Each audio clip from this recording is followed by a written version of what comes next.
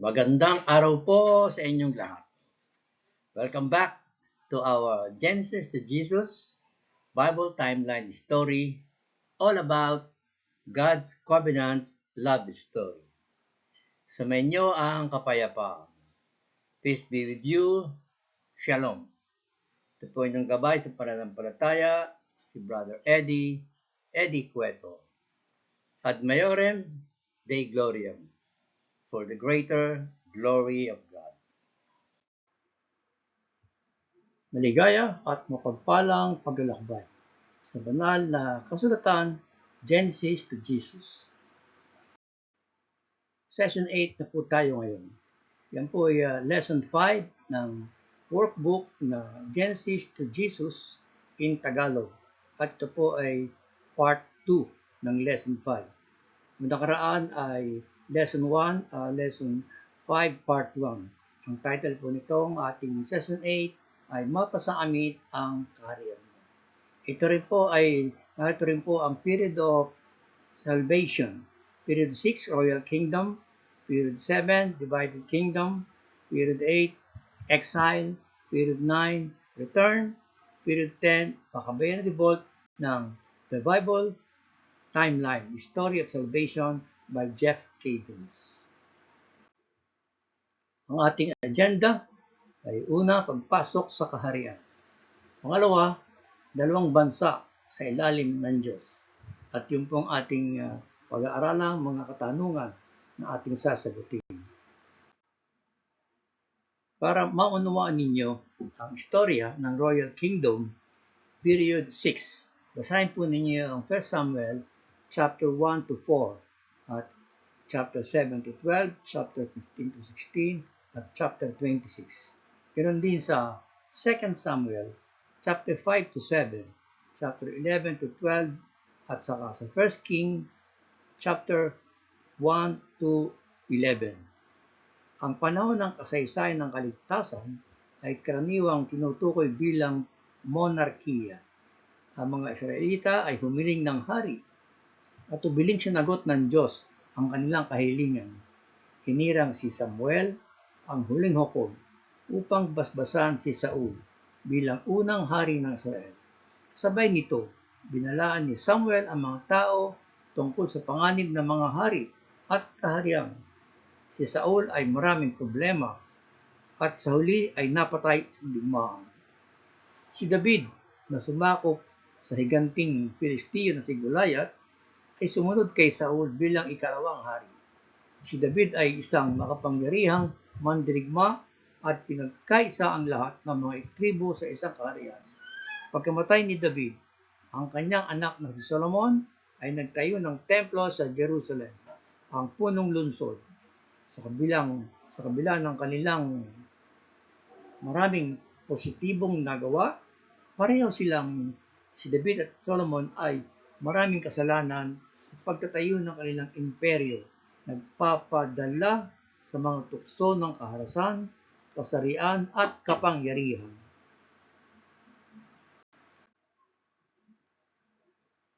Ang kasunduan ng Diyos kay David, ang pinangataluktok o climax ng mga pangyayari sa kasaysayan ng pagliligtas sa lumang tipan.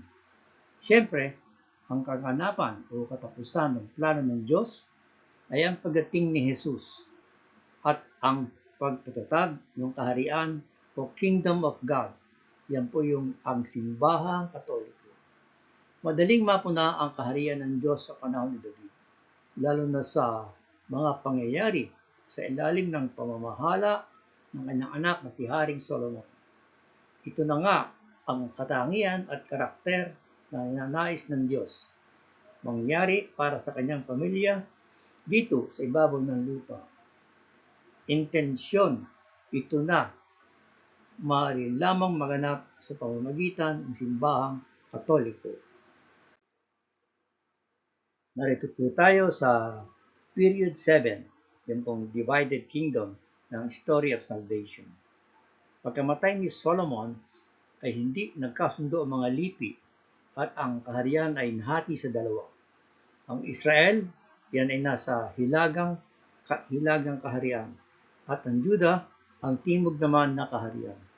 Maraming hari ng Israel at Juda ang sumasamba sa Diyos ng ibang bansa at hinahayaan ang kawalang katarungan sa kaharian. Kaya ang Diyos ay tumawag ng mga propeta tulad ni Elijah at Eliseo upang sabihin sa mga tao na sundin ang kanilang tipan sa Diyos. Tinatawag ng mga propetang tulad ni Amos, Hosea at Isaias ang mga tao na itigil ang pagsamba sa mga Diyos-Diyosan, pagsagawa ng katarungan, sumamba sa Diyos ng may integridad at magmalasakit sa mga taong nangangailangan. Ilang hari sa Juda, partikular na sina Hezekias at Josias, ang nagtangka ng reformang pangrelihiyon at nagsikap na wakasan ang mga pagsamba sa mga katutubong Diyos at Diyosa. Upang lalo nyo maintindihan, basahin po ninyo ang 1 Kings chapter 12 to 22, 2 Kings chapter 1 to 6. Diyan po lumitaw ang mga prophets gaya na Elisha, si Amos, si Jonah, Hosea, si Isaiah, si Micah, si Tobit at Joel. Dalawang bansa sa ilalim ng Diyos. Paghihiwalay ng Hilaga at Timor. Matapos ang paghahari ni Haring Solomon, nasira ang kaharian at nagkawatak-watak na ito. Si Solomon na rin ang dahilan ng pagkasira nito sa likod ng kanyang katalinuhan na isang pangit na ugali. Si Haring Solomon ay kahaman sa pera, kapangyarihan at mahilig sa babae. Sobra siya maningil ng buwis sa mga Israelita para tustusan ang kanyang mga proyekto at palakasin ang kanyang sandatahan. Basahin sa 1 King chapter 9 verse 12, chapter 12 and verse 3. Ang gintong dumarating kay Solomon taon-taon ay umaabot sa 23,310 kilos. Hindi pa kabilang dito ang mga buwis na galing sa mangangalakal at ang tubo sa pangangalakal mula sa labas ng bansa at ang buwis na galing sa mga hari ng Arabia at sa mga gobernadora ng mga lalawigan. Sa aklat ng pahayag, tinatawag natin ang demonyo ang numerong 666 na nagpapatunay lamang na kailangan ang wisdom para lubusang maunawaan ang ibig sabihin nito. Basahin po niyo sa pahayag, chapter 13, verse 17 to 18.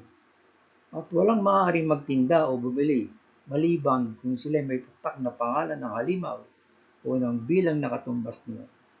Kailangan dito katarungan. Maaaring malaman sino mang matalino ang kahulugan ng bilang ng halimaw sapagat ito'y bilang ng isang tao.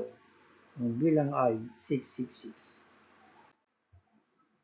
Tulad ng kanyang ama na si David, si Solomon ay palikero, mahilig sa babae. Alalahanin na si Solomon ay anak ni Bathsheba, asawang nakuha ni David sa pangangalunya. At ang asawa ni Bathsheba na si Urias ay ipinapatay ni David para pagtakpan ng kanyang kasalanan. Lumalabas na mas mahilig pa si Solomon kaysa kanyang ama. Kahit pinagbabawal sa batas ng Diyos ang pag-aasawa ng mga hindi Israelita, ang haring si Solomon ay nagmahal ng maraming banyagang babae. Nagkaroon siya ng 700 na asawa at 300 na mga kabit o concubines at dagdag pa sa naisulat sa scriptures, ang kanyang mga asawa ay nagawang ibaling ang kanyang puso sa kakaibang mga Diyos-Diyosan. Nang namatay si Solomon, si Rehoboam na kanyang anak ang naging hari. Siya ay hindi nakinig sa pagmamakaawa ng mga tao tulad ng kanyang hiling na ibaba ang presyo ng buwis na pinababayaran sa mga tribo, kaya't sila ay nagrebelde. 10 sa 12 tribo sa pamumuno ng Jeroboam ay tumiwalag at binuo nila ang tinatawag na kaharian sa Hilaga. Naiwan si Rehoboam sa pamumuno sa naiwan na dalawang maliit na tribo, ang tribo ni Judah at ni Benjamin sa south o timog. Ang Diyos ay palaging tapat sa kanyang salita. Pinarusahan niya ang kasalanan ni Solomon at pinayagan mangyari ang rebelyon na pinamunuan ni Jeroboam upang hindi mahulog ang loob ng mga tao ng hilagang tribo, northern tribes, na bumalik sa angkan ni David dahil sa panay pa rin ng kanilang pagpunta sa templo sa Jerusalem. Naisip ni Jeroboam na gumawa ng mga altar ng Diyos-Diyosan, ang paganong Diyos doon sa Bethel at Dan. Nangyari naman ang mabigat na kasalanan noong una silang sumamba sa gintong guyan. Pagbubuo ng mga propeta. Ang pagsamba ni Jeroboam sa mga Diyos-Diyosan ang nakakalungkot na naging pangyayari na sinundang gawin ng mga tao, at ito ay mababasa sa Aklat ng Mga Hari at Kronika. Huwag kang mag-alala kung hindi mo masundan ang kwento ng pagkakasunod-sunod ng mga hari at ang mga pagbabago na mababasa mo sa Biblia. Ang pagtuon naman ng pansin ay ang pattern na iyong makikita. Nagsimula sa kasalanan, susundan ang kaparusahan, pagkatapos ay pagbabago. Pansinin mo rin na si David ang naging sukatan ng bawat hari. Higit sa lahat, pinilit ng Diyos na maging ama sa kanyang pamilya sa kabila ng kanilang kahinaan, kawalan ng tiwala, at sa kanilang mga paguluhan. Ang panahon ng pagkakahiwalay ng monarchy, yung dalawa, hilaga at timog, ay naganap. Ang Diyos ay naghirang ng mga propeta upang magturo sa mga tao sa ngalan niya. Nangyari ito upang matigil na ang paglabag ng mga tao, magsisi sa kanilang mga kasalanan, at magbalik loob sa Diyos. Nakakaunti na lang natirang mga tao na nanampalataya sa Diyos dahil sa mga propeta.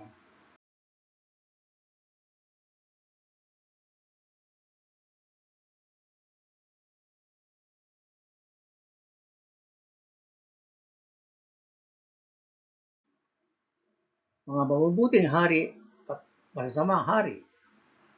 Habang ang Israel ay bumagsak na, ang Judah, kaharian sa timog, ay nakaranas ng panahon ng kapayapaan at katapatan sa Diyos sa ilalim ng pamumuno ni Haring Hezekias sa gabay ng propetang si Isaias at sa buhay na pagtuturo ni propeta Micas.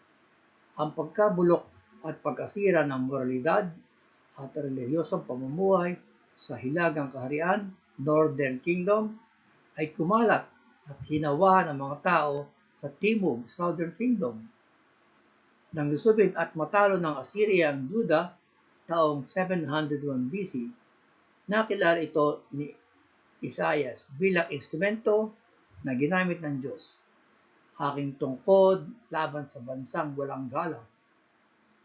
Nasa Isaiah chapter 10 verse 5 to 6 po yan. Kung gaano naging kasama ang Israel, ganoon din ang Judah. Si Manases, na anak ni Ezekias, ay gumawa ng mga altar ng Diyos-Diyosan at maraming dugo ng mga inosenteng tao ang nabubuo. Dahil sa kasalanan ito ni Manases, makakatagpo ang Jerusalem at Judah ng kasamaan. Kapag may makarinig dito, maalala nila ang mga pangyayaring ito. Hindi na nila hiningahan ng ulat ang mga namamahala sa mga gawain sapagkat matatapat ang mga ito.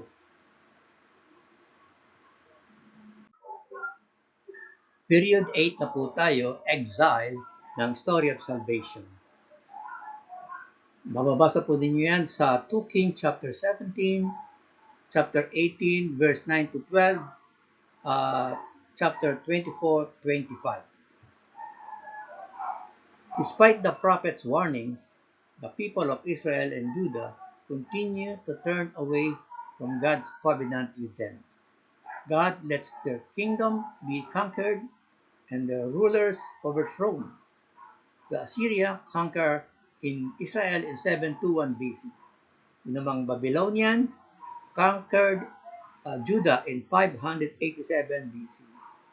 Many of the people are taken into captivity. Kaya ang tawag dito sa period na ito ay exile. The prophets like Ezekiel at saka yung second Isaiah comfort the Israelites with the promise that God is still with them. The exile is a key event in Jewish salvation history. During and after the exile, the Israelites rewrite much of their sacred scripture. They now believe that their special relationship with God is not centered on being a nation with a king. The religious identity is primarily identity centered on the following Mosaic law, with emphasis in offering of ritual sacrifice at the temple. Pinarusahan ng Babylonia. Noong 597, nilusob ni Haring Nebuchadnezzar ng Babylonia ang Jerusalem at pinataw nila ang paghuhukom ng Diyos sa Judah para sa mga kasalanan ni Manases. Ang pangyaring ito ay nahulaan ni Propeta Habakuk bago pa sila inatake ng kalaban. Nahulaan niya na ang Babylonia ay gagamitin ng Diyos upang parusahan ang Jerusalem, bansang kilala sa kalupitan at kaharasan. Sa 10 taon na pananakop ng mga taga-Babylonia sa Judah, sinikap ni Haring Zedekias ng Judah na mag-alsa, subalit mas brutal at matinding galit ang pinakita ng mga taga-Babylonia. Binagsak nito ang lungsod, sinira ang templo at libu-libong tao ang pinatapon kung saan-saan. Pagsusulat habang natapon sa ibang lugar. Kahit na ang propesya ni Daniel ay naisulat makaraan ng 350 years, ang kwentong inilalahad nito ay nakatuon sa pagkatalo nila laban sa mga taga-Babylonia. Si Daniel ay nakatira sa Babylonia at siya mismo ay naging tagapamahala ng kaharian ni Nebuchadnezzar. Nakita rin niya ang mga sumunod pang mga hari ng Babylonia.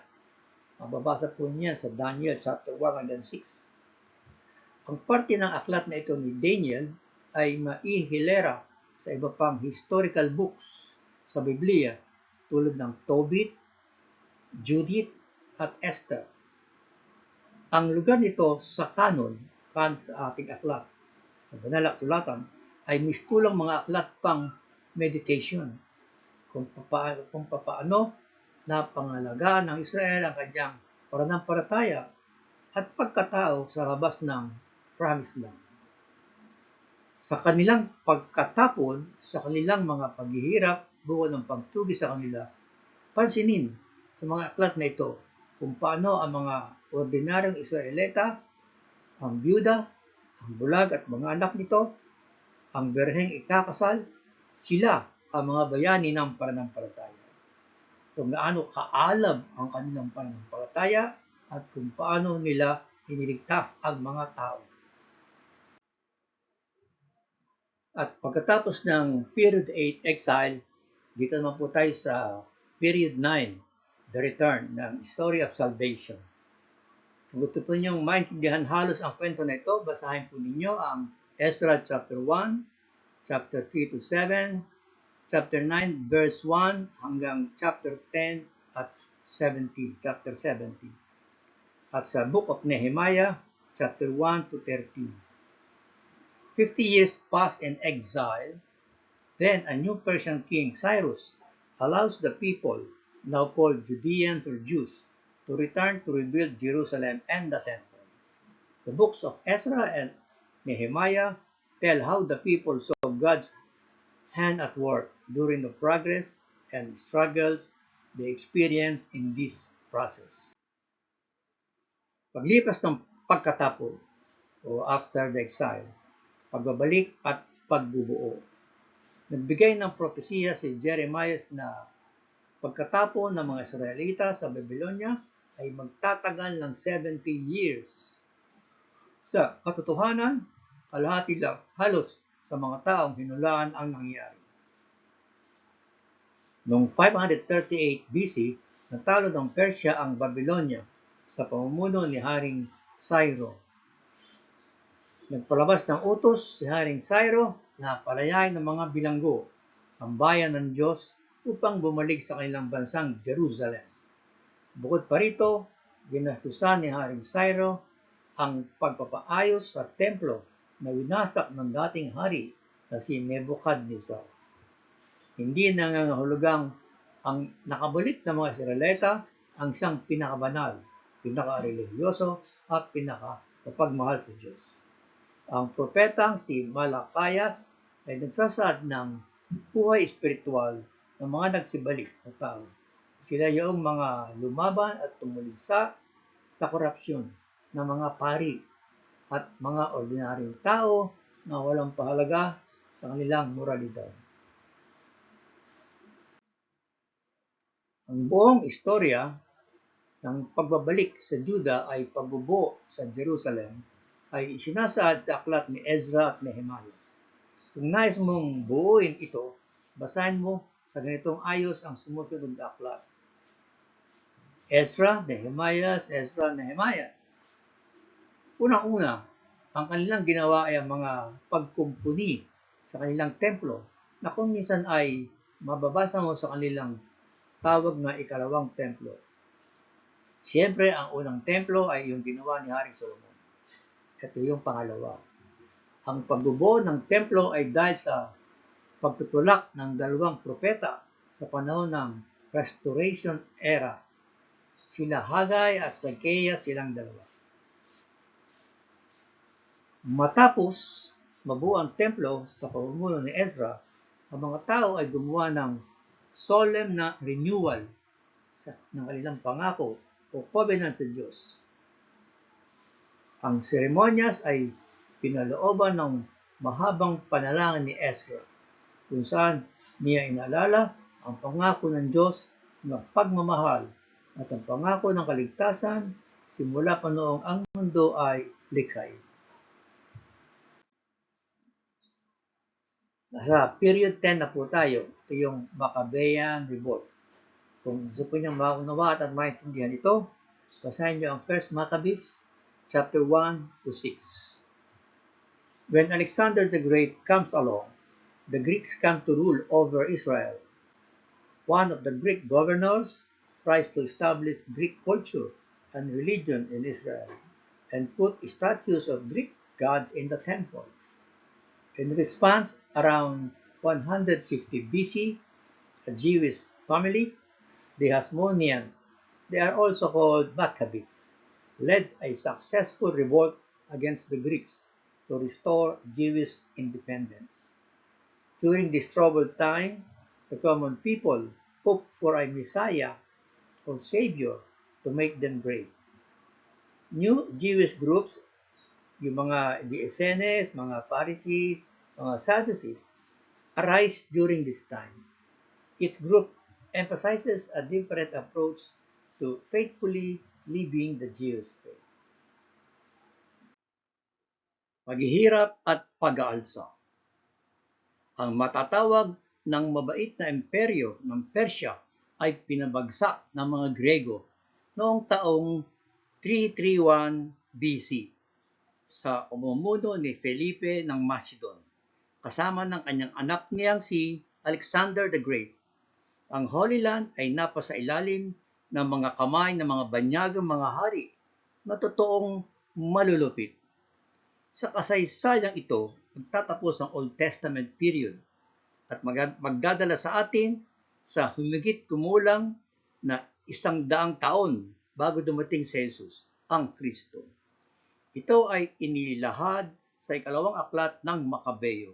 Katulad ng ibang aklat sa Biblia, ang Makabeyo ay naglalayon magbigay sa atin ng relihiyosong pakahulugan sa kasaysayan ng panahong ito. Ang mensahe ay hindi kakaiba tungkol ito sa papaano ginamit ng Diyos ang mga banyagang hari upang parusahan ang mga Israelita dahil sa kanilang paglabag sa kanyang mga kautusan at kung paano din naman ang Israel ay naligtas sa pagbabalik loob nito sa kasunduan ng Diyos sa kanilang mga ninuno. Basahin po ninyong Makabeyo 2 at Makabeyo 1. Ang pinakakilalang-kilala na hari sa panahon ng mga Grego o yung Hellenistic period ay si Antioco IV, naging hari sa taong 175 BC. Tinawag niyang Epiphanes, God manifest ang kanyang sarili, literal na pakahulugan sa Diyos na nagpakita. Si Antioco ay nagsimula ng magsidhing pagkagalit sa mga Hudyo at sila'y kanyang tinuligsa na itinago sa maganda at mapandinlang na dahilan, ecumenism, ang pagkakaisa ng lahat. Wala na raw dapat pagkakaiba-iba sa mga reliyosong paniniwala ng mga tao sa kanyang karihan. Lahat ng tao ay dapat magkaisa, iwanan ng lahat ng kanilang mga nakagawiang customs. Na-desecrate at binastos ni Antioco ang templo at ito'y binago niya at inialay sa Diyos ng mga Grego na si Zeus. Nagdala siya ng mga prostitutes sa loob ng templo para sila ay magsaya at nag-umpisa silang ritual ng pagpaparami. Ang tawag doon ay Greek fertility rituals. Sinunog niya ang lahat ng makita niya kopya ng Torah at pinagbawalan niya ang mga Israelita sa pagsamba tuwing araw ng Sabat. Sa halip, pinilit niyang kumain ng baboy at mag-alay ng sakripisyo ng baboy ang mga Israelita. Sakripisyo ng hayop na para sa mga Israelita ay marurumi. Pinawersa niya ang mga tao upang itigil ang kanilang pagsasagawa ng mga ritual ng kasunduan sa Diyos, tulad ng pagpapatuli ng mga bagong panganak ng batang lalaki. Ang sinumang hindi sumunod kay Antioco ay parurusahan ng kamatayan.